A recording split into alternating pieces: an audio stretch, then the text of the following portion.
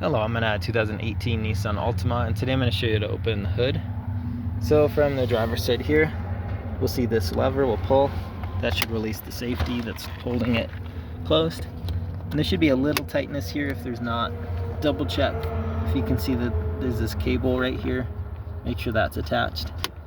If it's not, you might need to address that.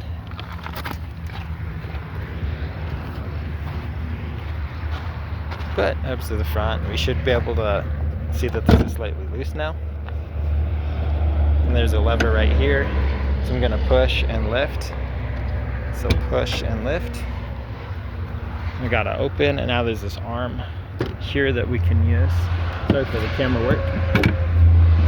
So this arm now is holding it up.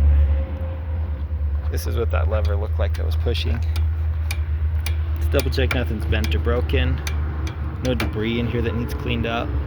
If this is sticking quite a bit, maybe try some WD-40 to loosen it.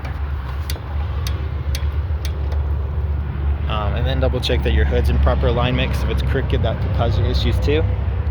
And that was just hooked on right here. But otherwise, I hope this is helpful. Hope you have a wonderful day.